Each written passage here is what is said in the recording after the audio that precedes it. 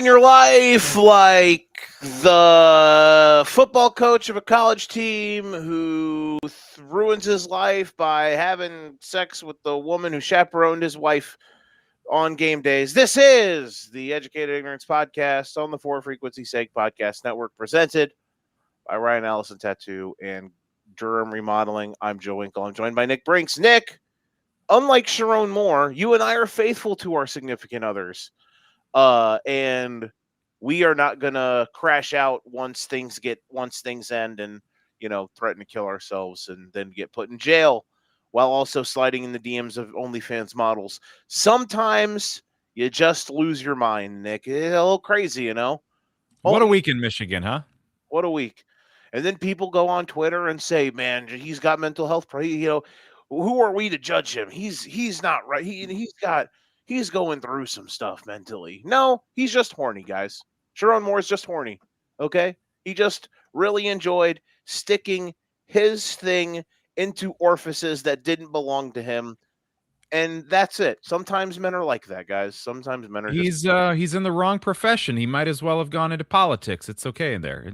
You could be president. Exactly. Yes. And it's, not just our current one. There's a multitude of them that did that, I did not have I can't do a Clinton impersonation. I did not have sexual relations with that woman. I am a little disappointed, though, that you didn't say back in your life like a 44-year-old quarterback deciding to get off the couch this weekend, looking more like us than you and playing some football. Yeah. Out here, he's got a little gut, got a little action. Hey, but, I watched him I saw his pregame warm-up down on the field, and I'm like, respect the dad bod. Bro, he's full dad bod. Like, dude. He's full commitment. You look way more like me than I would have ever figured I'd see on a football field. Hey, you have to respect the Phil Rivers dad bod. You have to admire what he's out here doing, for the people. Nick, the people. And I know we'll talk about the game, but to come off the couch 5 years later against one of the best defenses in the league, and you lead a game-winning drive, you led the whole game pretty much. It's not like he went out and lit the world on fire. He played about as average as you could have expected a quarterback to play, but he didn't make mistakes. He did just enough to keep getting first downs when they needed him. Threw a touchdown pass, by golly. And just wasn't meant to be. And then they had one last chance at the end, and he did throw a pick. But we got the full Philip Rivers experience. I saw a tweet a little bit earlier, and it said, watching Philip Rivers throw a game-ending interception going into 60 minutes. What is this, 2011? Bro, I text when he got the ball back after Myers hit his 19th field goal on the day. I texted my group chat. I was like, guys, death, taxes, Philip Rivers getting the ball back, down a score with less than 2 minutes to go. We are back, baby. Oh man, it would have been so cool to see him win that game today. I think that would have been the cherry on top of what has been a really fun, weird, wild, exciting story for the last week. In Indiana, things are a little bit better than they're going in Michigan this week. Just not quite the outcome they were hoping for, but no, I signed me up. I was excited. I didn't get to watch much of it, just what was ever on NFL Network throughout the day, but good on him. He can still sling it, even if he's 44. He let it rip. We got a lot to talk about. We're going to talk some ball. We're going to just get right into it. Today was kind of sad, and by kinda I mean really sad. Two of the probably 5 or 6 best players alive pretty much just had their seasons and the next season end. Patrick Mahomes, not only did the Chiefs season end today because they lost, which we'll talk about the game and we'll talk about that in a moment. They lost, and the cherry on top of the dick punch flavored sundae, pretty on the final drive, Mahomes extended the play, rolled out, kind of just got tackled, and his knee popped. And it was confirmed today that he blew his ACL out. and only to be topped later in the day. Packers are playing in Denver. Micah Parsons comes off the edge, gets by his tackle, goes to sack Bo Nix. Bo Nix kind of moves out of the way slightly, plants the left leg, and it's in slow motion, and you just see it. If I don't know if you've seen it, the slow motion close up of it, but you can just see his shin go, and he blows his ACL. Oof. Devontae Adams either blew or re-strained a hamstring injury, which is serious, but not as serious as these two, considering it's two of the five best players in the league. Micah Parsons, who kind of reshaped the Packers defense and made them a true elite Super Bowl contender. And Patrick Mahomes, who, yes, the Chiefs, let's say, like, even if they would have found a way to win today with Mahomes coming back, it would have been a long road to even get to the playoffs this year for them. But regardless, the best player in the league, his season is over. They're not making the playoffs, and now he's probably not going to play next season either. That's the player on a team who's gone to 7 straight AFC title games and 5 of the last 6 Super Bowls. They've won 3 of them. So, yeah, pretty crazy. We'll start with the Chiefs. Yeah, not great. We talk a lot. We're going to talk a lot of shit, not at Chiefs fans or anything. So DJ, don't fire us yet. But we're just going to talk in general about the Chiefs as a whole. But I just wanted to start on this. Like, it sucks. It sucks that this is how it ends. And now next year is going to be compromised, and they probably won't have them all next year. It's pretty crazy that those are two pretty crazy stories to come out of today.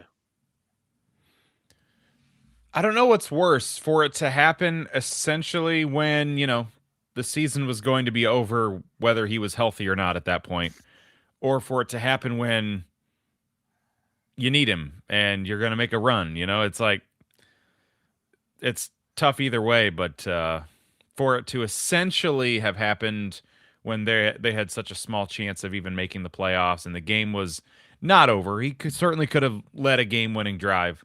That's just got to be a tough pill to swallow. In the hierarchy of terrible times to get injured, up big, late in the game, meaningless, you don't need to risk it being out there. That's probably up there. And now to be injured for, like you said, next season's probably in jeopardy. It's tough. I mean, obviously they had a down year, and Mahomes last week was kind of a microcosm of the way their season's gone. Just was not good last week. He had some receivers just completely shit the bed, and that turned into interceptions and things like that. So those weren't necessarily on him, but something's been off with the team all year. And I guess it's almost, if it could have happened any season, this was the season for this to happen. Just everything that can go wrong is now officially going wrong for Kansas City. And this will be tough to come back from, no doubt. Be curious to see how far into next season this impacts. Is it the Gardner Minshew show for a while or what? But no, tough to see somebody who's going to be a first ballot Hall of Famer go down like that. And it's unfortunate for sure. It's very unfortunate. And for them, you're now at this point, now it's like next year obviously is what it is. I mean, they're 9 months till the season starts. Can Patrick Mahomes go full Adrian Peterson? I'm sure they're not even thinking about that today. Here's when you look at the game aspect of today, I think just games like today kind of show maybe this injury, it's not good, but it can maybe speed run a process and stop this team from lying to itself. Like, that's kind of what I've been trying to say all day, at least in my brain. Like, okay, if I was a Chiefs fan, aka when I text DJ, what am I trying to tell him to be like, okay, this sucks, but you know what? Like, here's what needs, because let's be real here. last year, like this season has been a joyless season. Like, has there been like the only really great, fun, awesome, hey, let's all puff our chest out, let's be happy we're the Chiefs moment was when they kicked the shit out of Baltimore in what was that, like week 5, week 4, whatever that was. Outside of that, this season for the Chiefs has sucked ass. And for Kansas City, in the regular season at least last year, yeah, you won 15 games, but last season was a pretty joyless season also because every game was excruciating. Because every game was like, the team looks. It was just not. It was just a very dumb season. Like that's just what it is. What it is. So you're coming off of 2 straight years where you are an incredibly flawed team. One year you found immaculately stupid ways to win, and it's not easy. It's a skill. This year, regression kicked you so hard in the dick you got sent to the rings of Saturn. Here's the thing now, though. Maybe this can force this team to understand how flawed they are and to find out what they can do to fix their mistakes. Because their offensive line has some issues. Their receivers, like people can sit here and be like Xavier Worthy on the Chiefs, blah blah blah. Rashee Rice is fine. Like they don't have good enough skill players. Travis Kelce's been washed for 2 years now. None of their running backs are good. Their defense is vastly overrated compared to what it used to be, and this team needs a massive, massive reset, and maybe this is something that can make it happen. That's the only angle I can kind of pick at this from a depressing point for Kansas City. They had their cake. They got to eat it too. And now, you got a stomachache and you got to regroup and see what happens tomorrow. I feel like for this Chiefs team, like today showed me that this team is just incredibly not close enough. Unfortunately, again, because Restream is terrible, I'm unable to pull these comments up. But Jordan is in the chat. He said, "DJ, you listening? R.I.P. Chiefs Dynasty." Jordan Rangel feeling good about himself finally. Hi, Jordan. It's nice to see you. Welcome back to the train. The Vikings looked really good tonight. JJ McCarthy out here. He was balling. I got to be honest. But for Kansas City, man, there's just so many things that I feel like there's a point where them not being as I feel like there's a point where the Chiefs not being as cutthroat as the Patriots in certain aspects, their dynasty, is maybe what has kind of hindered them. Think of some of the players that they've had that maybe they've kind of held on to, right? That the Patriots back then would have just been like, nah, fuck it, get out of here. I think the Chiefs have not. Now, listen, the Patriots didn't, at least in the second half, the later stages, their drafts weren't that good. But I don't think the Chiefs have drafted incredibly well. Over the last few years, I thought they've hit some home runs with certain spots, but I feel like Veach has, they have completely missed on some guys and some key picks. This is an incredibly flawed roster, and we are at the stage where this season turned into the year where the only thing that they did well was employ Patrick Mahomes. You know what that makes you? The fucking Chargers. Because that's the only thing the Chargers have done well for a half decade is employ Justin Herbert. So the Chiefs became the Chargers this year, and unfortunately now the guy you employ that we're talking about, his season is done. So the Chiefs are in trouble. Look, Jordan Rangel said John Cena gave up, so did the Chiefs. That unfortunately is kind of funny. But hey, at the end of the day, this does suck for the Chiefs. For the Chargers, hey man, keep finding ways, right? Holy shit. 9, what are they? 10-4. They're pretty much play. I mean, can we pretty much say, let me do this. Let me do a little math here. how many teams would you be willing to snap call lock into the playoffs right now? Denver's obviously clinched I was gonna say, I gotta did pull they up clinch what the playoff or 30. the division? Denver's the only team. Denver and the Rams are the only two teams that have clinched a playoff spot. Okay, let me see here.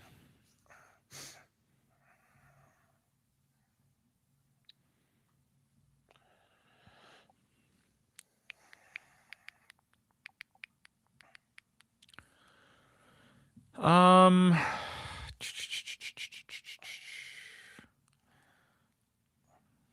that's tough because in both, I mean, at least in the NFC, the 2 and the 7 just keep flip flopping, which just shows Yep. you how much of a cluster that is. It really is. Yeah.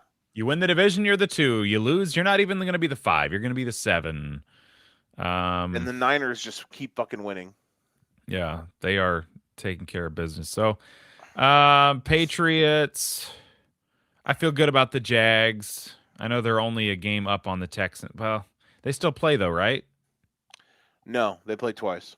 Oh, they've already played twice? The Jags play the Colts again though. They go to Okay. Indy in a couple weeks. Okay. The Jags I feel pretty- the Jags closing stretch of games is very interesting. At least their next two. They go to Denver and to Indy. Their next two games. That's not the easiest thing in the world, but I don't know. They're just playing. They're playing so well right now. I feel like they've gotten over their little speed bump mid-season. The only team wild card wise that I think though can probably get them is Indianapolis. Unless Miami wins tomorrow, then Miami would have to win out, and then the Jags would have to lose out to get to 10-7. So, totally not your question, but I haven't even looked. What does Miami need to have happen besides win out? They like need the Texans to lose a couple, or they need to win they're out the and lowest pretty much hanging fruit? have someone in front of them. They need a lot of teams in front of them to lose out. Basically, they need Indianapolis to keep losing and Houston to keep losing, or Jacksonville to lose out. Basically, those are like the three most realistic like, I don't know what happens if Buffalo and Miami finish both 10-7. All I know is the Bills this week and last week, Miami certainly could have used a couple losses there from Buffalo. I feel like because Buffalo, with them splitting, that had to have opened up some tiebreaker opportunities that they won't get with the Colts because they only played once and they lost. Whereas the Bills could be 8-6 right now, a game ahead of the Dolphins if they didn't have their, late comebacks. It's crazy that the Bills are like inches away from being 8-6, and the Dolphins could be 7-7 tomorrow if they won in Pittsburgh. Yeah, so that certainly would have been nice, but that'd be hilarious. But yeah, no, I think the Patriots make it, Jags make it, Chargers at this point. Honestly, I feel like the AFC field is pretty well set outside of the AFC North. Steelers, Ravens, I mean that could still flip-flop. As much as I'd like to see the Dolphins make it, I'm obviously not holding my breath. And the Colts, valiant effort today, and they're certainly not out of it. I just don't see anybody ahead of them playing badly enough right now where I'm like, yeah, they're going to lose a few and fall out. Everybody, I mean, the Texans are playing really well. They keep winning. Chargers, they keep winning. Jaguars, they keep winning. And it's like, all right, you got the Steelers and you got the Bills. The Bills are still winning, but they're losing for 3 quarters and finding ways to pull it out of their ass in the fourth quarter. So you figure that's just going to keep happening. So I AFC North is about the only big question mark that I have yet on the AFC side. So what you're saying is, are the Bills Are the Bills the 2024 Kansas City Chiefs? More on News at 9. Is that what you're saying? They're not. I mean, I'm kidding. But they have if they can get into if they make the playoffs, which it looks like they will. Mm-hmm. They don't have the excuse of, we ran into Patrick Mahomes again. Dude, if this isn't their year, like it's not going to be ever. If they don't win it this year, it's never going to happen. At least if they don't get there. The funny thing is, to me, this is like the worst Bills team we've seen in like 5 years. Easily. because that defense is not good. They're terrible. It's a liability. The Bills are going to make the playoffs, and Patrick Mahomes and Joe Burrow and maybe Lamar Jackson will all not be in the field. God, that'll be funny. Aaron Rodgers, Trevor Lawrence, Drake May, Bo Nix, potential top 4 teams and their quarterbacks. Insane. Pretty crazy, man. Pretty crazy. Broncos, Pats, Jags, Steelers are the current division leaders. What is this? 2007. Anywho. And then on the NFC side, I guess I'll do that one really quick. There's not a whole lot of drama there either. You've got the Lions. They need some help. Basically, you're the only way you're getting drama is if any of these teams on either conference basically die down the stretch that are in. Like, you need someone to lose out. Are the Packers blinking red lights for you today after losing plus Micah's done? Are they the low-hanging fruit that could fall out? No. They play Baltimore in 2 weeks. They'll beat Baltimore. I personally think they'll lose on Saturday. And then they'll win that. Who do they have the rest of the year? They got the Bears. Bears, Ravens, Vikings. They'll win their last 2 games. Got it. So, yeah. Just I think the Lions are good enough to sneak in, but yeah, you're going to need someone to fall. And at least the current wild card team, Seahawks, 49ers, I don't see either of those two falling out. If anybody's going to fall out, to me, it's the Packers. But again, like you said, their schedule's not. Do you know? Terrible. But it's not a cakewalk either. You got to play the Bears and you got to play the Ravens, and I mean the Ravens are kind of playing Jekyll and Hyde football right now. Some days they're pretty good. Today they weren't too bad. Other days they're not too good either. Look at you showing love to my boys. Do you know what is helping the Packers? That dumbass tie. Oh. The fact that the clock operator in the Dallas game didn't give them some home cooking and run it to 0-0s when Jordan Love threw a ball in the end zone off Luke Musgrave or Tucker Kraft's ass with 2 seconds left in OT. Because if they were 9-5, even though they swept Detroit, I'd be like, hold on to your butts, bud. But also Detroit ends. They got the Steelers, which is very winnable. They go to Minnesota, which, I mean, should win, but they also lost at home against Minnesota. I don't know. Lions defense right now, I just can't count on anything because their defense is terrible right now. So it's going to be a Lions-Bills Super Bowl. Is that what you're saying? Could you imagine? Going to find a way. Could you imagine? Hey, I said it, was it last year or the year before? Like, Bills-Lions was the Super Bowl I was rooting for. Yeah, we all were. That would have been fun. I think deep down I was kind of too. Nah, I kind of wanted the Chiefs to get in still because I wanted to see them have a shot for the three-peat. I sure as hell didn't.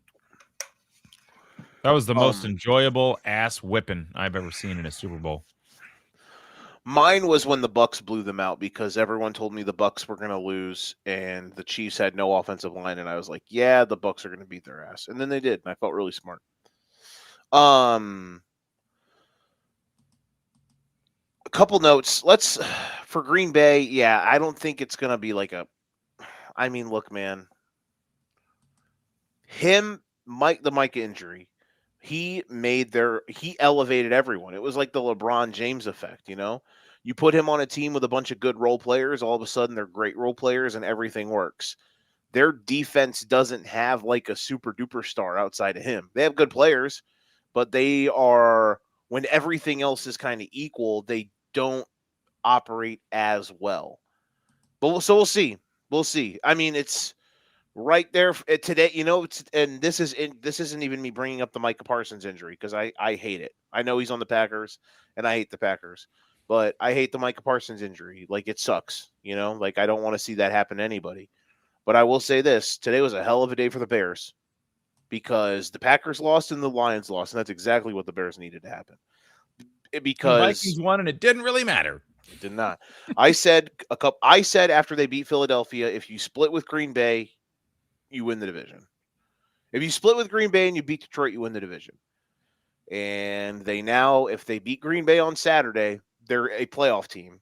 I don't know. I think it'll officially clinch them for the playoffs. I don't know if it should, but and then all they have to do is win one of their last 2 games and they win the division, which means they're at least the 2 seed. No, that means they definitely are the 2 seed because they have 10 wins. If they go 2-1 down the stretch, they'll be 12-5. They will win the division and they will be the 2 seed at worst. Probably that's what they'll be, because I don't see the Rams or the Seahawks losing twice. They play each other once. They play each other Thursday. Cannot wait. Oh boy. I will be on the couch with nothing on but a bow tie, and I will be lathered up in baby oil. That will be a doozy. So, yeah, great day for the Bears. I feel gutted for Micah, though. That sucks, man. He was having an amazing year, and you don't want to see that happen.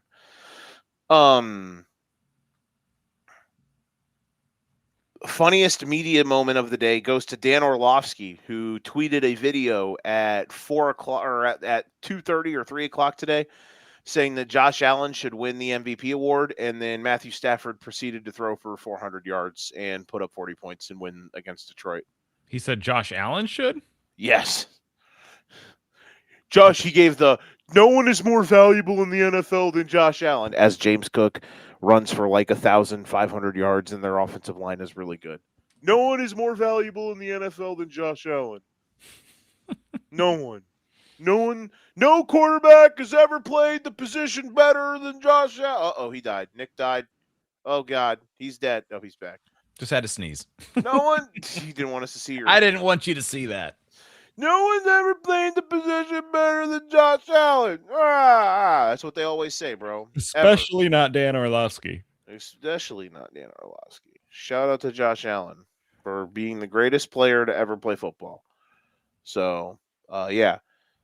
Shout out to Matt Stafford. Speaking of that game, the AFC one. Better win or worse loss? Bills Pats.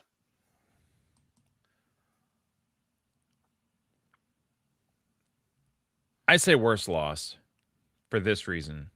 You had the Bills on the ropes, and you can essentially... Now remind me before I continue this. They were the 1 seed going into today, right? Technically, yes, because I think they technically own the tiebreaker with the somehow they owned a tiebreaker with Denver. So I say you win today, and you lock up being in the driver's seat for the conference, and they would have clinched they would have clinched the division today. Yeah, and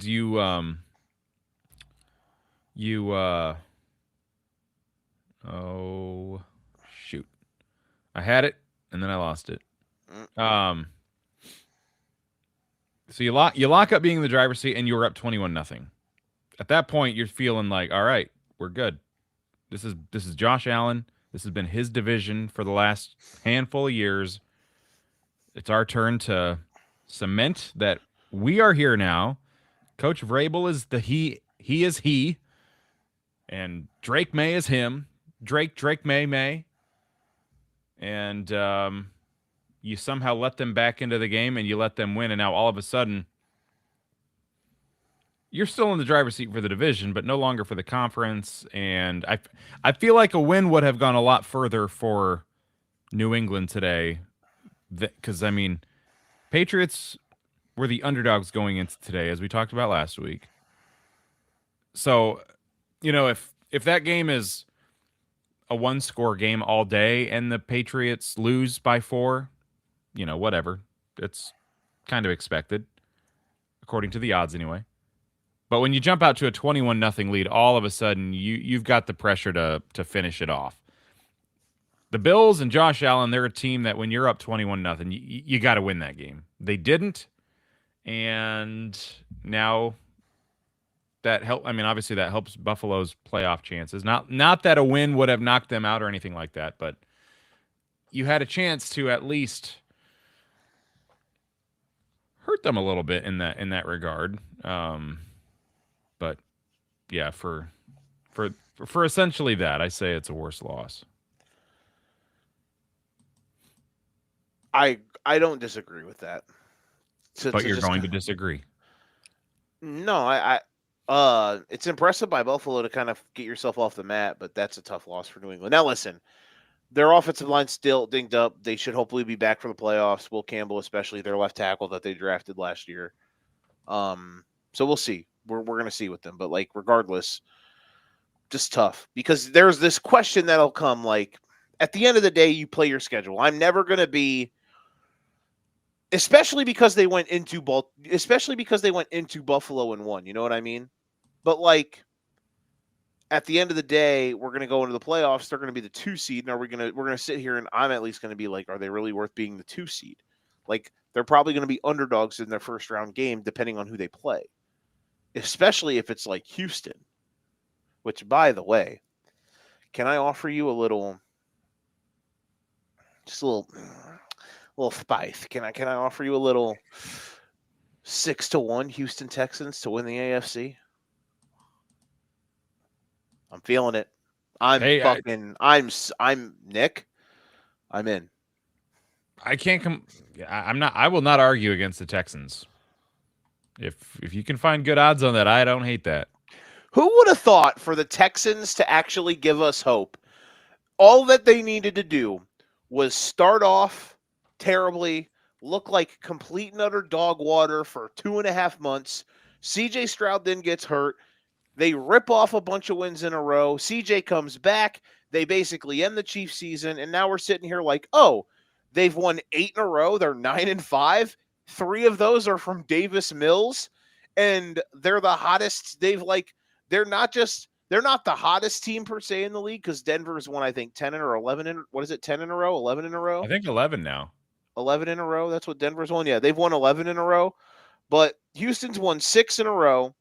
And I am sitting here thinking, I think they're hotter because they've beaten a couple better teams. Now, what Denver has done is pretty impressive. Like, we didn't really talk much about their side of this. Like, at the end of the day, for Denver, I was never questioning them to the most, like, a lot.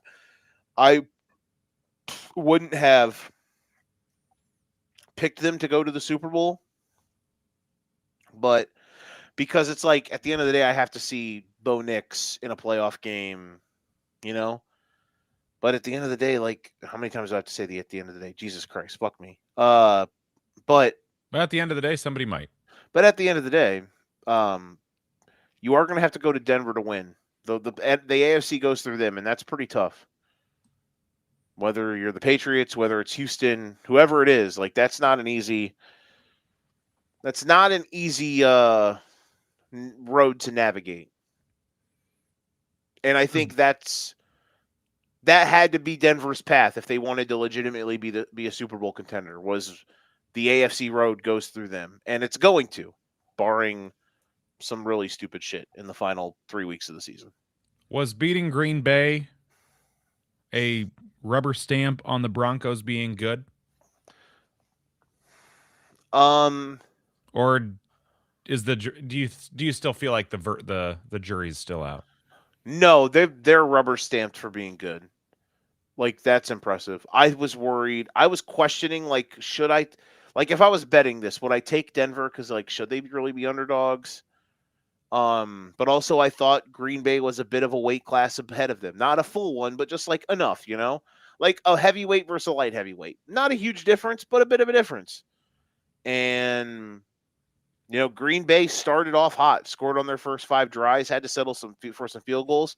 But once Denver's defense settled in, they started kicking Green Bay's ass. Now, not only did Micah Parsons get hurt, I don't know the extent of it, but Christian Watson went down too. And that is just as tough because, like, he was playing really, really good. And, like, he, to me, is their most dangerous player on offense that isn't Jordan Love because he is just a schematic, like, game changer for them. He's their man beater. He's the guy you can trust to just kind of throw up and let him go get it, or you can throw a little quick ball to him. Like, think of the 2 touchdowns he scored against Chicago last week. It was on 3rd down, deep crosser against man, touchdown. Third down and short, little rub route slant, 2 yards, caught it, 50-yard touchdown. Like, those are the types of plays that he can make. He's never going to go out there and be a 9 catches for 130 yards and 2 tutties guy. He's going to be like 4 catches, 80 yards, and a touchdown because he's just an explosive play machine. And him, if he's actually like he re-aggravates this injury, if he's out for a while, like, that's brutal. You know, not having Micah obviously sucks, but for him too, man, like, that is, yeah, that's tough.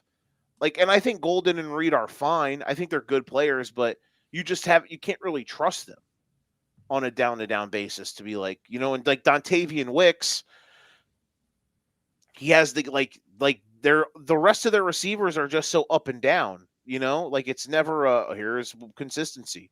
It's, you know, he has a game like he has against the Bear or against the Lions where it's 7 for 94 and 2 touchdowns and the 4th down conversion that ended. Or he has games like the last 2 weeks where he has 2 total catches and 6 yards in the last 2 games. So, or 1 total catch and 6 yards, in the last 2 games. It's up and down, man. It's just up and down. But for Denver, no, I had felt like they were good. Like I'm probably still not going to pick them to make the Super Bowl, but like I said, like for them to get to this point,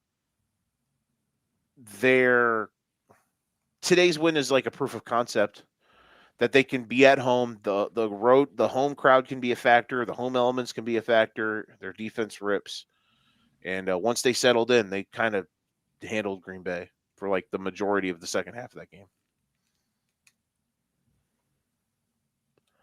What was it? Jacobs had that like 60-yard or 50-yard touchdown run. And then after that, also had a hell of a grab for a touchdown. And then after that second touchdown he had, Green Bay kind of didn't do nothing for like 2 hours. So, yeah. Let me see here.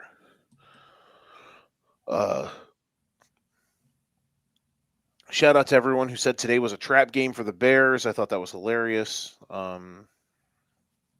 They win by 1 million. Just wanted to throw that out there.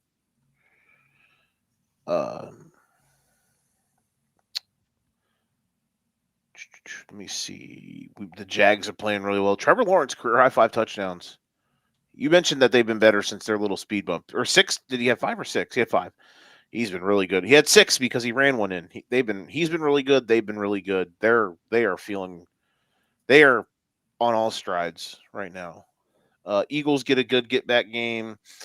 Saints at home. Holy Christmas! No one wants to win the NFC South.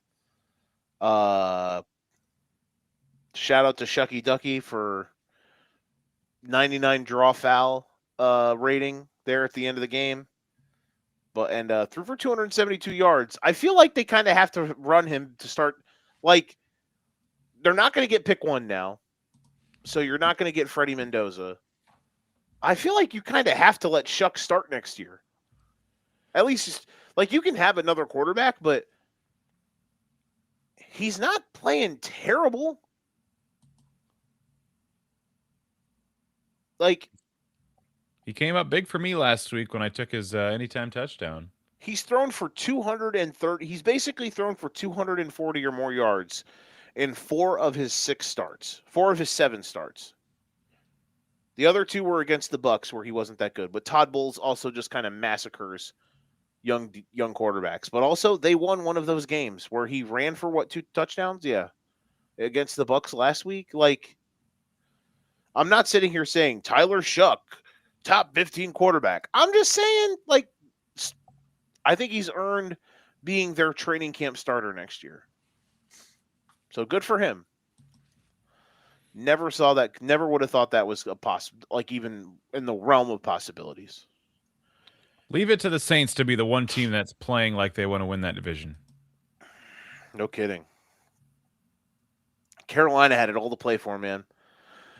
If they would have won today, they could have split the Bucs games and won the division, no matter what happened. I don't know how the tiebreaker rules now because, like, I think the Saints win would have helped the tie. Like, I don't know what the difference is now. So you'd have to get someone to explain it to me. They probably have to. I was gonna say now. I'm sure splitting still helps Tampa Bay more than the Panthers. And Yeah, so like if Carolina goes 1-2 down the stretch, well, I guess no, they're 7-7. So if they go 1-2 and Tampa Bay goes 2-1, then they win the division. yeah, What is Tampa Bay's non-Panthers game? It's at Miami. And Miami it's 2 games for them. Miami probably will be eliminated by then unless they're 8-7. No, yes. If the Dolphins are 8-7, then maybe they're still alive. Maybe. So, yeah. Tough world to live in.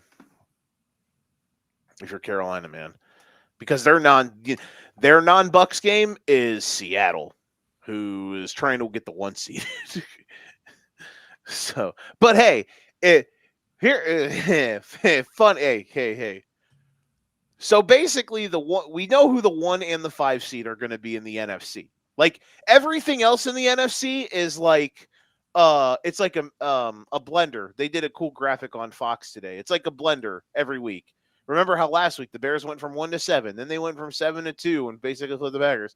Like everything other than the 1 and the 5 seed, which is the 2 NFC West teams, the Rams and the Seahawks, it's just this every week. You shake it up, you throw it out, and it's like, here's a new set of teams in this order. Who would you rather be? Would you rather be the 1 seed and have the bye and home field, or would you be the 5 seed and have to play the NFC South winner in round 1? I mean, chances are probably pretty good if you're the 5. You still got to play the 1 the next week, though. Exactly. Most likely. Now, I will say this. If I was definitely Seattle, I'm dying to get that 1 seed, because if I'm Seattle, it's like the same thing. I think if Seattle is the 5, we'll get to guess the lines after this point. And I think you'll agree with me. Tell me if I'm crazy on this. LA, in my opinion, both teams can win either as the 1 or the 5. LA can especially do it either way. Like 1 or the 5, you'll feel good that they can win the Super Bowl going from there. For Seattle, I think they would much rather prefer. It's kind of the same path as Denver. Conference runs through you, incredible home field, your defense rips. You know what I mean? Like, that's the path.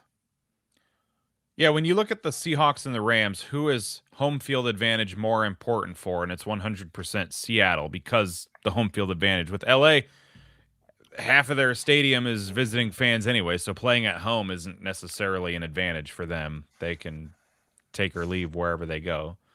So yeah, I agree in the sense that home field advantage is much more important for Seattle's path than it is for the Rams. The one team that we're kind of ignoring, and they still play the Seahawks, 49ers, not out of the realm of possibility to be in the conversation here for at least the 5. The 1 might be a stretch. If they won out, it would get very interesting. They are 1 game back of the 1 seed themselves. Now, I'm sure tiebreakers don't go their way. I don't know. But they do have to play the Bears, and they do wrap up the season with the Seahawks.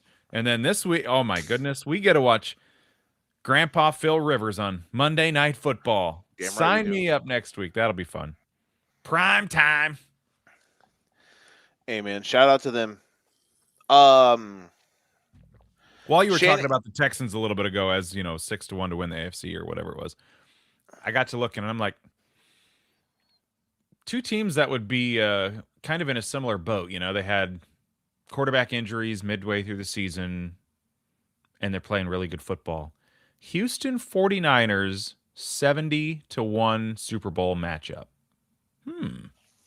Okay, but if that happens, Davis Mills and Mac Jones have to be the quarterbacks for the game. At least go out for the coin toss. Yes. Like, in honor of the 2 men that helped get us here. Yes. We would be nothing without you both. Oh, Literally, if you guys wouldn't have been moderately competent, we would have been fucked. if it wasn't for you guys, we would have had to go sign a 57-year-old retired Dan Marino. Yeah, there we go. They would have brought oh God, what's his name? They would have brought David Carr back. David Carr and Jeff Garcia. Yeah, Matt Schaub or whatever his name was. Yeah. Jeff Garcia. That's a good pull. Shout out. Would have given Colin Kaepernick a call. Hey, listen. He could run around a lot. That's for sure. Yeah. No, I'm ecstatic for Thursday's game. That game's going to be a doozy. Matt Stafford minus 4 something, more 410 to win the MVP.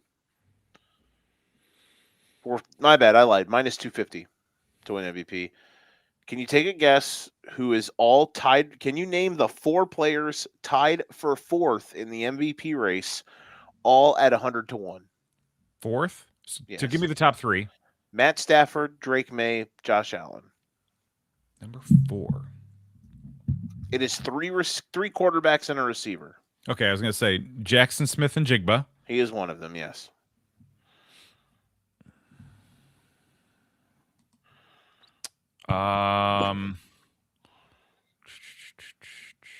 Looking at the playoff picture here. We have talked Trevor about Lawrence? Correct. Okay.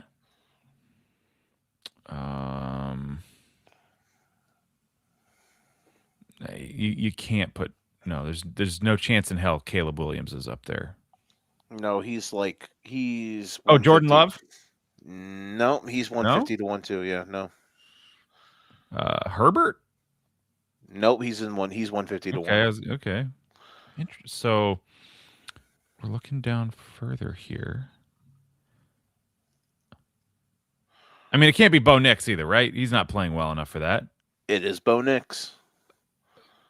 Okay, I got to look up his numbers because that seems wrong. 23 touchdowns, 9 interceptions, 63% of his passes. Yeah, that's just give the award to the quarterback on the best team in a nutshell. Okay, then who the hell is left? No way it's Jalen Hurts.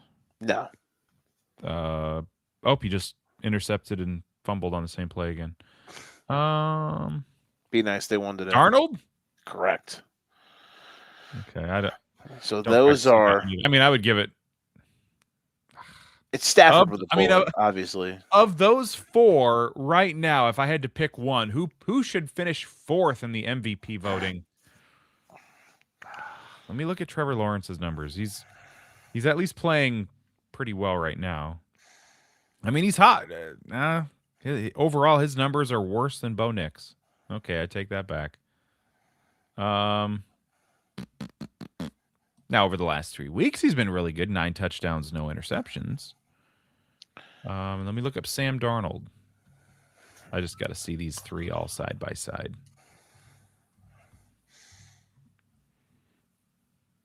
Yeah, Darnold's in the same ballpark. So now, oh my God! I just saw the most hilarious comeback player of the year. Phillip Rivers. He's second. Behind Burrow or what? Behind Christian McCaffrey. What's he coming back from? He basically missed all last year due to that's true. Double knee tendonitis. He had contagious knee tendonitis, bro. Okay. Yeah, looking at Stafford's numbers, that clicks. Drake May.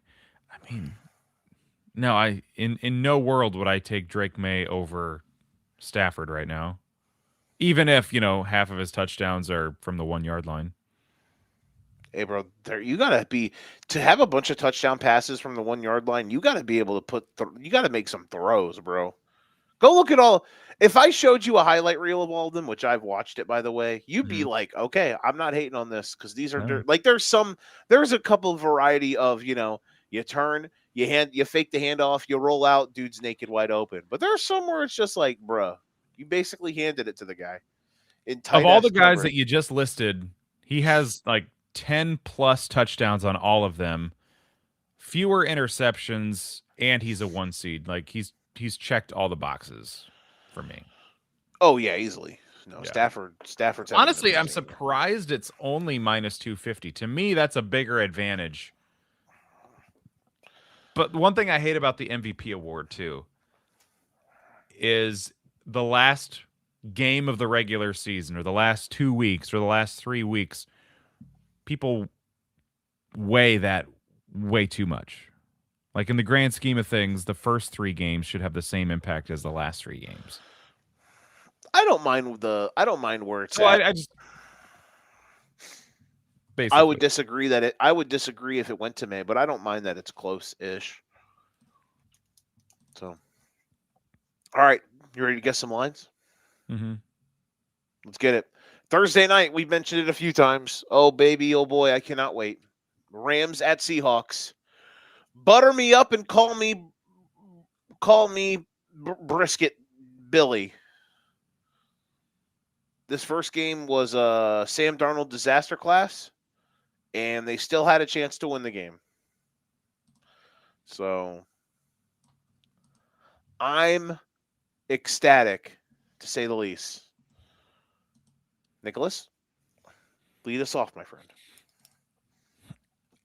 I was reading a message. Give me the game again.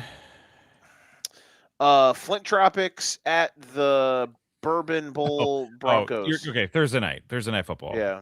All right. What was the team name that Waterboy played for? We're going to the Bourbon Bowl. God damn. I know they're orange. Hey, it's Siri. It's the last game of the season. Can't hold anything back. What team did Bobby Boucher play for? No. God damn it. She gave me a hockey player named Hey, Bobby Alexa. Boucher. What team did Bobby Boucher play for in Waterboy? From Wikipedia.org.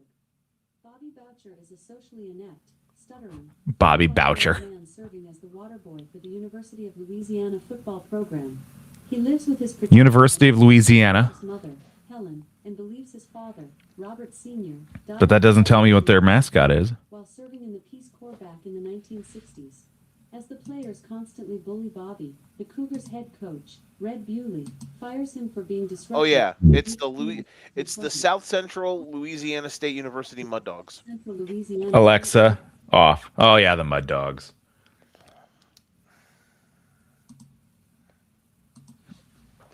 We're going to the Bourbon Bowl. The Bourbon Bowl. So yes, the Bourbon Bowl on Thursday night. Seahawks Rams in Seattle. What are you looking at? Oh, a space heater. Oh. You are in the basement. So fun story. I noticed that we had an outlet in our kitchen, our dining room. Looked like it was kind of burnt. Oh. And I was like, is that outlet burnt? And that was the same outlet that a space heater had been plugged into the other day. Uh-oh. And I noticed that the space heater had a melted and black prong on it. So I have replaced the outlet, and now I'm looking at this other space heater to see if we can bring this one upstairs to use. But no, this will be a fun game. How'd the first game turn out? I don't remember. I don't have that in front of me. As I said before, the first meeting was a Sam Darnold disaster class. Okay. And they still had a chance to win the game at the end. Okay, I missed that part. God, get it together, Nicholas. I know, right?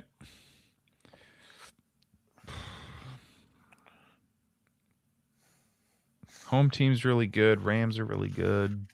By the way, I lead 7-4 to did I win last week? Oh, we tied last week. Did we really tie last week? We I did think tie so. last week. That sounds right. Yeah, we did.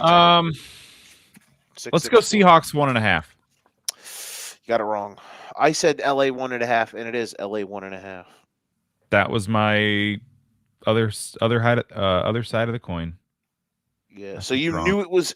So you I knew figured it was going to be 1.5 either way, but I didn't go far enough.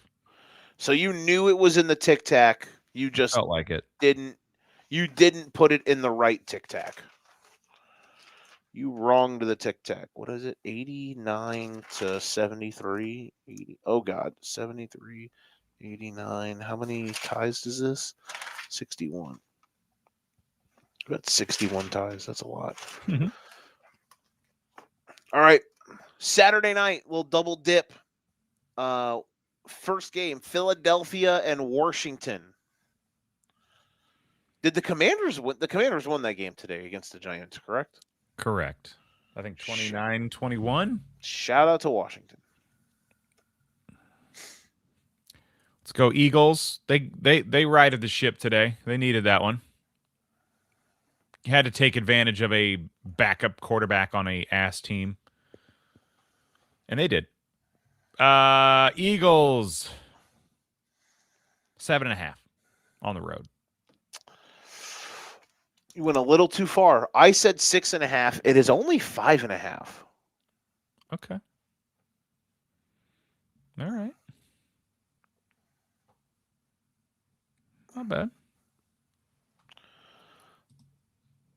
I got work to do. Good job on them for not completely fumbling their life away. What a break for them to have this end of the season, by the way. Good Lord. Next up, it's the big one. It's the big one. Saturday night, marquee. Burkhart and Brady will be there. KB, it's absolute. I need to work on my Brady impersonation. Absolute awesomeness. Packers at Bears. It's really cool that these games matter. Packers.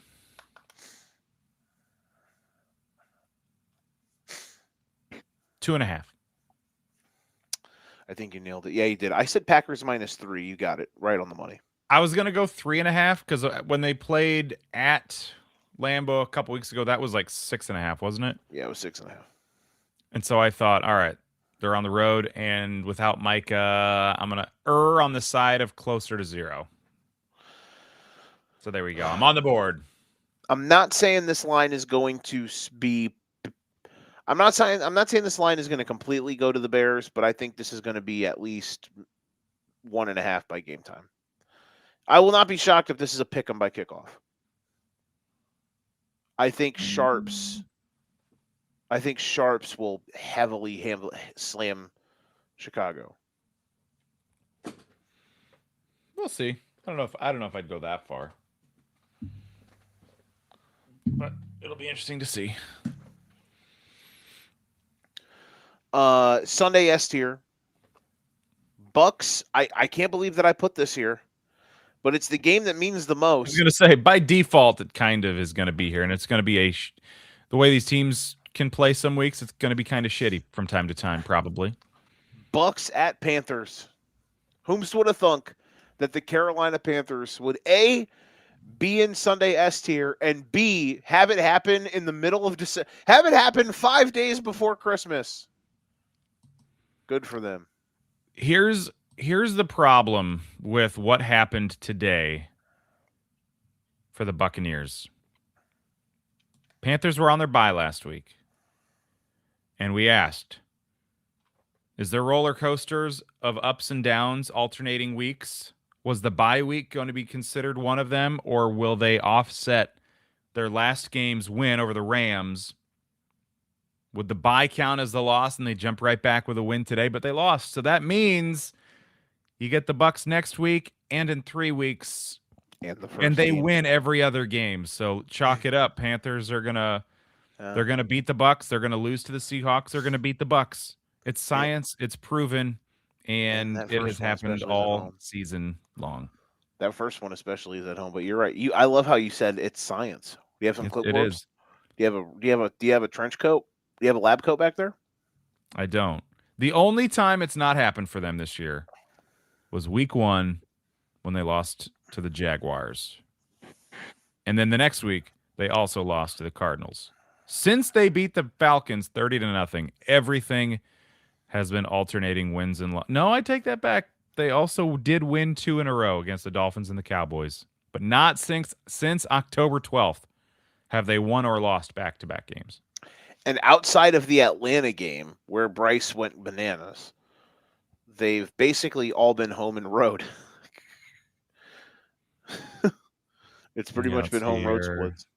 Well, then they Oh lost. yeah, they the lost the Saints. Saints They game. got swept by the Saints Hilarious. and got depantsed by the Bills at home. Correct. Yeah. But yeah, a lot of home wins, road losses in there too.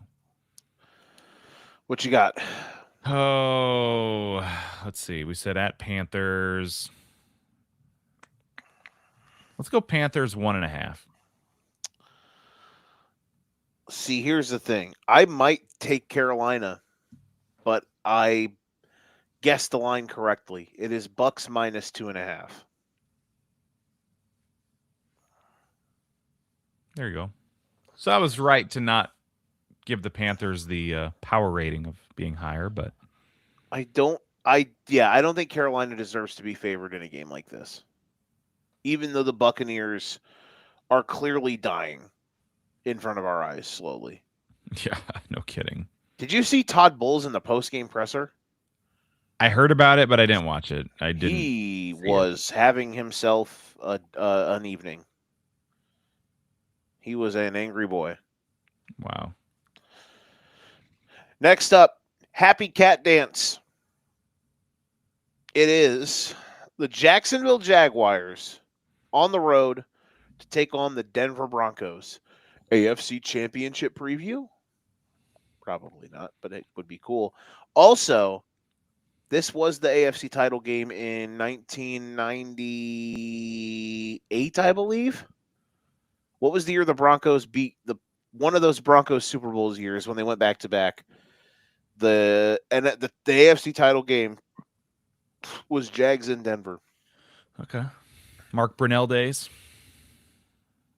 Bingo, bango, bongo. This has the potential to be a major statement game for the Jaguars on the road. If you can come into their house and look as good as you've looked over the last month, I think the world will be on notice. However, Broncos at home. Give me Broncos 3.5. I said 4.5, and you got it right. I said it is Broncos, the old razzle dazzle. It is Broncos -3. So it's one of those ones that doesn't have a hook that you get right. So that's a rarity. I'll take it. Take it when I can get it.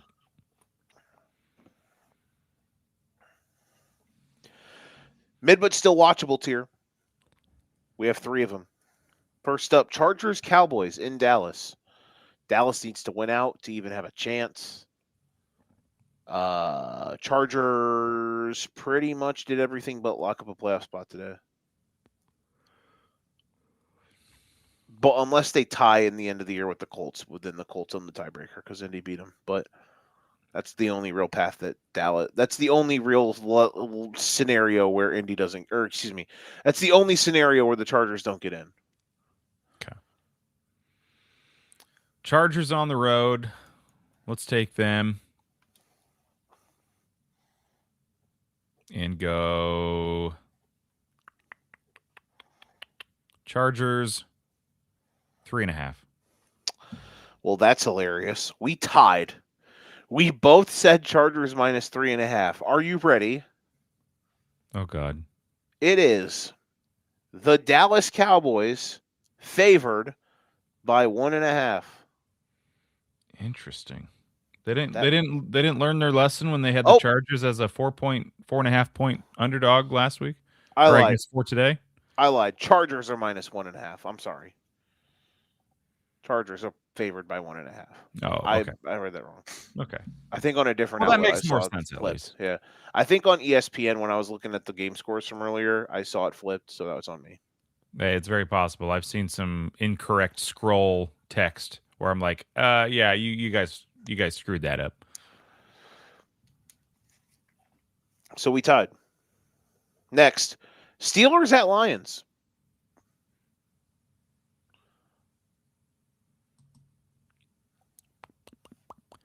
Steelers at Lions. Let's go Detroit. And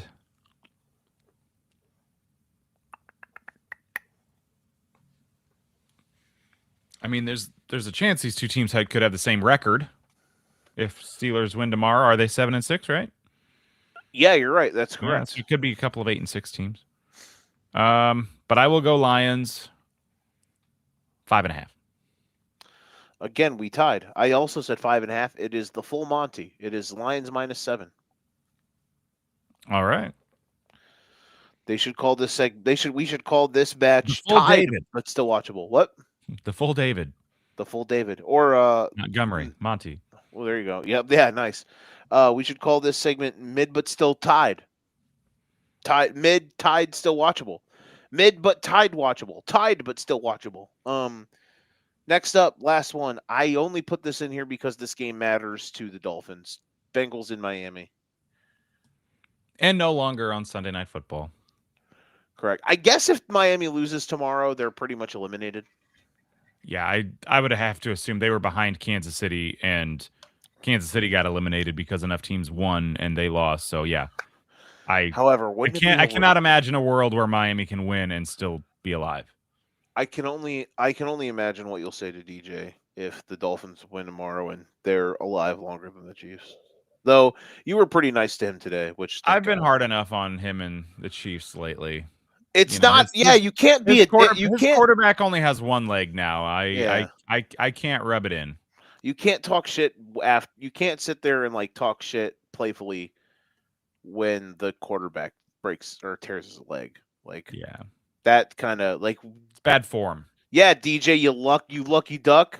We can't even be dicks to you now because we feel bad for you because Mahomes got hurt, bro. I'm gonna shave everything but my mustache for Minshew next week. Just kidding. Honestly, I'm with you. But Bengals, Dolphins. I don't know what you would look like without a mustache, but when I have only a mustache, I look like Farva from Super Troopers. It's not a great look.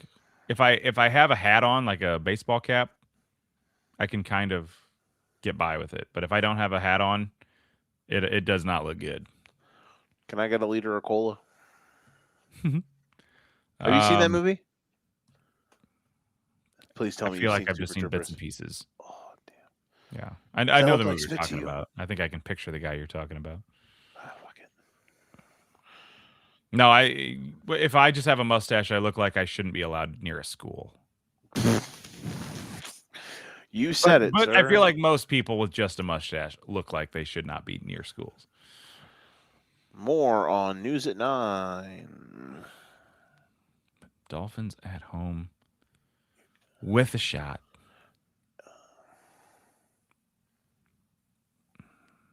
Let's go Dolphins 1.5. You said Dolphins 1.5? You nailed it. Because I'm pretty sure it's Dolphins 1. I said 2.5. I'm pretty sure you got this. Yep, you got it right. Nice. Feels right. I initially wrote Cincy down, and then I was like, wait a minute. No, they're 4 in a billion. They're not favored. Yeah.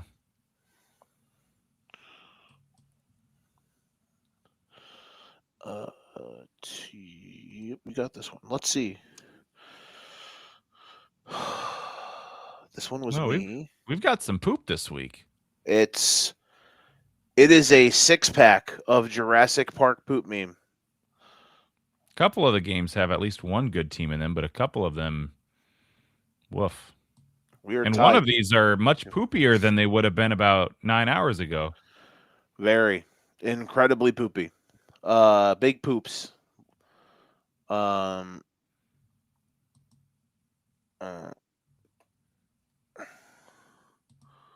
on, sorry. I'm trying to do something I got texted by one of my bosses. Should be in there. I thought it was Storm recaps. Yeah, there it is. Storm versus Bolts. Storm versus Bolts. All right. 6-pack of ass. Jurassic Park poop meme, Jeff Goldblum, Jurassic Park, big pile of shit. And next week, Sunday, there's a Pearson poop, Mike. Bills at Browns. Check out the glutes on this guy. He's got a 6-pack on his ass. Yeah. That was a good one. Bills at Browns. Bills at Browns. That just sounds like a poop bowl. You got the Bills and you got the Browns. You got the bowls and you got the floaters and you got the turd emojis. I don't know who did it today, but there was a moment in the game today where Shador overthrew a dude on the sideline, and it got caught by a guy. It got caught by a dude on the Bears sideline, and instantly when he caught it, he just did this. He threw the Shador up. I was like, all right, that's kind of funny. Nice. Bills by a zillion. Let's go Bills. 12.5. Let's go big. I don't know. I gotta hold on. Where did it go? Ooh, I got it. I made the terrible mistake today in my DFS lineup. I did not realize that I put 3 Browns in it. Oh, Jesus. I took Fannin and Judkins and Shador because he was cheap. And after they started playing like complete shit, I thought, oh shit, I have 3 Browns in my lineup. And I came within 10 points of winning our league this week. There's 6 of us. We just do a DFS every week. And I was only 10 points out of the lead. So if I just had, average other non-Browns players, I probably could have won this week. You were like, oh, wait. So you had no faith in my Bears then? No, I didn't. I thought this defense is exploitable for at least some fantasy points. Did not prove to be the case. I made several lineup changes, but I switched Dart out and Shador in, and that did not work out. I am a little shocked that they weren't able to run the ball at all today on us. I'm not shocked that Shador, who can be a little erratic, turned it over 3 times against the defense that has the most takeaways in the NFL. Not shocked at that. I would have taken him sucking, but I didn't expect them both to suck. Fannin at least got me like 10 or 12 points, so he was cheap enough, and that was decent enough for me. But anyway. I thought Caleb was awesome today. Did you see the touchdown pass he had? Mm-mm. Oh God, he had his.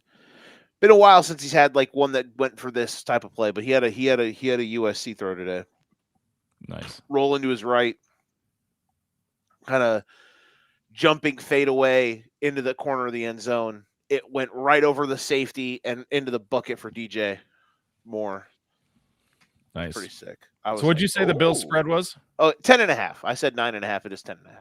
Oh, shoot. So I overshot by 2 and you were under by 1. Correct. Damn.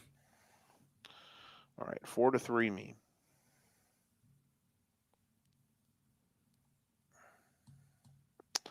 Next up, Jets Saints. Blech. Here's what I will say. Shout out to the Jets for scoring 20 points today. Is Cook the real deal? 107. I mean, not really, but Tyler Shuck. I'm just going to spoil it for you. Tyler Shuck's favored in an NFL game. Oh, I 100. Yeah, I would have picked that as well. Who would have thought? Go ahead though. And God dang, am I about to say it's more than a field goal too? Let's go Saints.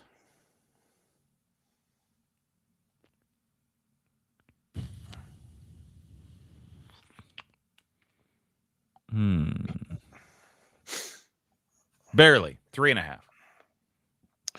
We tied again. We both said 3.5. I said, we both said 3.5. It is 4.5. God damn it! I was leaning that way, and I talked myself out of it. But I'll take the tie. The battle of next up, the battle of that white boy got a little motion to him. JJ McCarthy versus Jackson Dart, aka the Vikings and the Giants. Not a lot on the line, but it can be fun. Them white boys got some motion to them. Okay, Giants, Vikings. Who can do the better? Who can do the better this touchdown celebration? Which I Shopping cart, anybody? yeah. Now what we're doing? We're starting the mower. Oh man. But are we throwing touchdowns to Justin Jefferson? Absolutely not. Hey, I've got to be, dude. I didn't watch I'm gonna be honest. I didn't watch much of that game tonight. Because I was busy doing some other stuff to prepare for this and to get ready for the week. But JJ threw some shit. He was balling. He looked good. He looked good tonight. Yes, the Cowboys are a make-a-wish defense, but they're pros, man. If you look good, you look good, man. He looked really good. So shout out to JJ. Good for them. I'm gonna go Vikings on the road 2.5.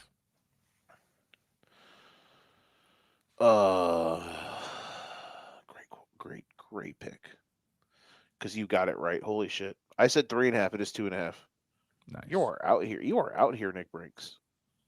What are the standings right now for the week? I feel like I'm in the ballpark. I think it's 5. Okay, 1, 2, 3, 4.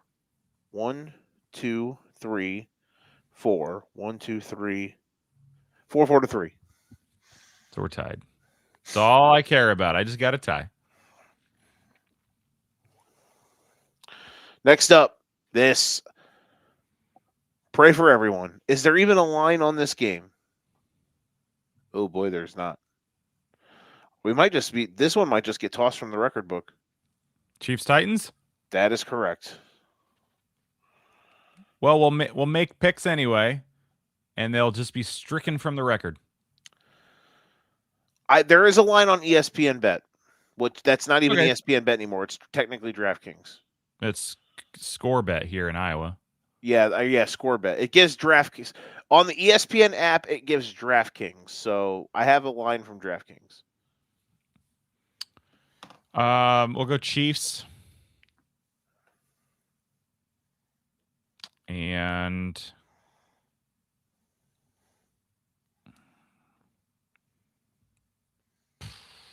4.5. Did we tie? We did tie. I said 2.5. It is 3.5. Okay. It opened at 11.5. Oh, before Mahomes got hurt. Yeah. No faith in Minshew, huh? So things we learned here: Patrick Mahomes worth 8 points. Damn. Seems low. Not gonna lie. And ironically, is this still Kansas City's most favored spread in a while? No, they were 5.5 today. They were 3 and they were 4.5 last week. Yeah, I was thinking 4.5. Because last week when we did this pick, it was 4.5 KC. And you said I'm taking the Chargers, and I said dicey, and then they won anyway. Next up, Battle of the Birds. This game honestly might bang. Falcons on the road against the Cardinals. The game should be fun. The game could honestly be really good. It won't have anything up for grabs, but it should be fun. Like, considering it's in the 3 o'clock window, like, this game making the quad box for the 3 o'clock window is like absolutely worth having up. I mean, for the last 2 months, there has been no better team to watch fantasy-wise in garbage time than the Arizona Cardinals. Just Trey McBride and Michael Wilson just winning teams leagues. And Jacoby Brissett just racking up the TDs. While winning no games. Yeah. Oh. Falcons on the road. 2.5. Okay, I'm gonna go back to FanDuel. All right. I said 1.5. It is 1.5.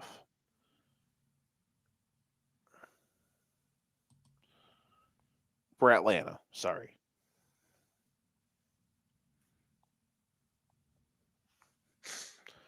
Kirk Cousins' numbers, I saw this hilarious stat where it was like him versus the Bucks and then him versus everyone else. I was like, that's good. Great joke. Last but not least for the poop meme, Vegas at Houston. Batten down the hatches, bud. Gino, you're going to die. Texans.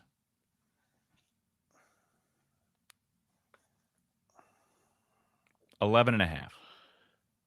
You are incorrect. I said 13.5, and even I was short. It is 14.5. Jesus.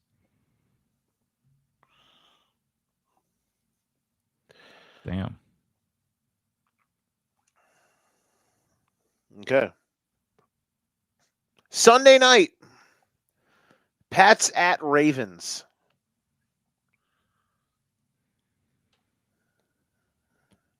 Patriots on the road. 3.5.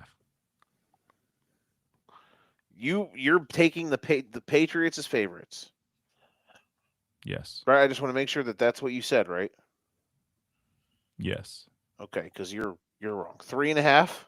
Mm-hmm. Okay. I said Baltimore minus 1.5. It is Baltimore minus 2.5. Damn. Do you forget that the All right. Ravens are like Vegas's darling? This is the first game of the week where I'm making a note. Patriots plus 2.5. Okay. Granted, I did that with 3 games last week, and I went 1-2. But the Patriots. Yeah, but you were started off. on the path. Now I will say this: I think this line is correct. I think this is a desperate. Now, do I think? I don't think these teams are equal power ratings wise. I get it. Like desperate Ravens team, they needed a little bit more. Patriots first loss in a long time. I get it. Lastly, but surely not leastly, Monday night, Colts in Dadtown against Colts at home in Dadtown against the Niners. Think there will be a lot of Chargers jerseys in the house? Making the trip up from San Diego To cheer on Phillip Rivers, man. Oh. That'd be funny. Now, if this was like at LA, I could see it because the Charger fans are probably like, fuck that. We're gonna root for our former quarterback, but not our current team because you guys left us for LA. But 49ers on the road. 7.5. I got this dead on. It Yeah, was you pulled away down the stretch. I did go for my last 4. And let's see. 1, 2. I guess I did say Baltimore 2.5 in that last one, and it was 2.5. So 3 of the last 4 I got dead on. And it's 5.5. So All right. I had a pretty good stretch there to end it. Nice. Proud of myself. All right, we did good. Hell Nicholas, any fun final thoughts? Hopefully tomorrow night, Miami stays alive. That's what I'm hoping for. They've not been getting the help. I'm clinging to this 80-1 FanDuel ticket to You're make like, the playoffs from like 5 weeks ago. And the odds got down to 40-1, I believe, last week when the Bills were down. Oh yeah. But now they're at like 100-1. So it's not great. Here's all I care for as a disinterested Dolphins fan. Just don't get embarrassed. You mean don't get embarrassed tomorrow night? Correct. Now, if they get embarrassed, then it's like, okay, well, it was not meant to be. Well, I'm just saying, like, they've kind of restored a little bit of goodwill. They've gotten me to the point. I was never really on the get rid of McDaniel train, but there was a moment where I was like, the team's kind of losing everything. Like, they should fire him. I think they should keep McDaniel because clearly the team did not quit. They had every reason to quit. like about 5 times, and they did not. So clearly he has the pulse of the locker room. I think they need an upgrade at quarterback, and I think they still need to get better around the margins. The defense is what really needs to get better. The defense is a disaster. But also the quarterback. The quarterback sucks. But mainly, like, don't get embarrassed tomorrow, because that would erase a lot of goodwill. Like, if they go in there and lose a close game, then shit happens. You know what I mean? But like, if they go in there and do what they have done in a lot of these spots where they just get flatlined, then that would kind of be like, okay, not good. So yeah, we'll see. Should be fun though. We'll see if they can even my bar is in hell for them, and who knows, maybe they still won't be able to clear it. If I remember right, I don't think the Dolphins have ever beaten Aaron Rodgers. Ever? But don't quote me on that. 2018 they lost. 2014 they lost. 2022 they lost. I guess they played last year and they lost, and that was Jordan Love, so that wasn't him. But yeah, the only one that they may have, I'd have to go back and look at like 2010. I don't remember what happened in 2010. Didn't they beat him with Joe Philbin? They won on a last-second field goal in Green Bay. Was Aaron Rodgers?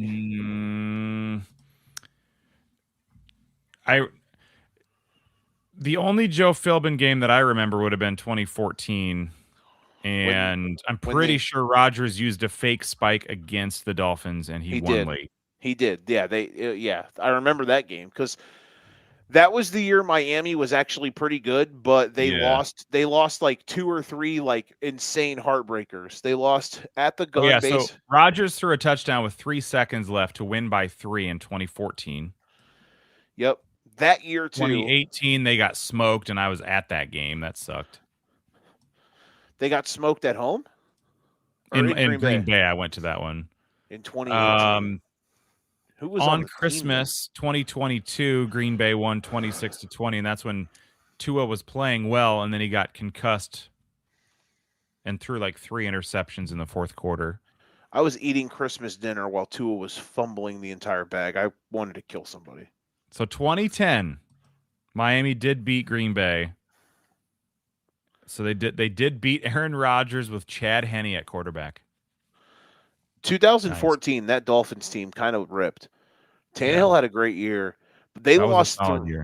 They lost 3 insane heartbreakers. They lost that Packers game in Detroit. They lost in Detroit basically on a last-second play, and they lost in Denver on like a last-second play.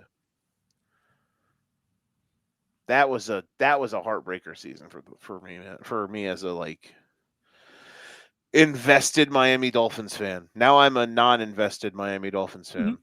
Yeah, Miami's offense that day: Chad Henne, Ronnie Brown, Brandon Marshall, and Cameron Wake. And who's this? Jason Allen.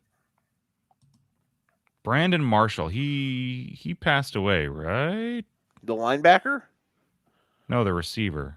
Am I thinking of somebody else? No, he did not pass away. Who the hell? Brandon Marshall. Why did I think he died? I have zero idea. He's 41 years old. He's alive. You're insane. What was their record here? They were 2-2. They lost to the Packers, but then they started hooping. They ripped off 3 in a row. They lose a heartbreaker to Detroit. They blast the Bills. They lose a heartbreaker to Denver, and then they kind of died to end the season. But yeah, it was shitty. I was like, this team might be good. Nope. Joe Philbin. Shout out to Joey Philbin. And then the next year they sucked so bad that Dan Campbell got put as their interim head coach. Oh yeah, that's right. That was fun times. All right. Well, hey, who knows? We'll see if they can. We'll see if we. I will not allow them to ruin my day tomorrow because I don't really care. I am emotionally distraught from this team, and the Bears have my back right now. So knock on wood. Yeah. Thankfully, the odds are so long that if they miss the playoffs, it's not gonna wreck me. It's not like if they're the 6th or the 7th seed right now and they're in the driver's seat to make the playoffs and they lose. which is what they normally do. It do be that But way. I'll hope for the best. Just stay alive. It's all that matters. All right. Good job today. We did it. We did it. That's going to do it for the Educating Ignorance podcast. We'll see you guys next week. If you ain't got your game, you best pass the sticks. I think we'll be on next Sunday. I work like a 16-hour day next Saturday. I'm going to be pooped. So I'm going to be watching the Bears game. I'm going to know the result, and then I'm going to watch the Bears game until to decompress until like 2 a.m. And then I might sleep all day Sunday. So I don't know. We might go next Monday. I'm not sure yet. So we'll see. But regardless, we're inching closer to the postseason where things get weird. And then all of a sudden I'm going to have to try to drag you on so you can do a second show with me every week for the playoffs. Time will tell. Time will tell. Usually you come alive for it. I try. All right. Well, thanks as always, partner. Be great. We'll see y'all next week. Thanks for hanging out.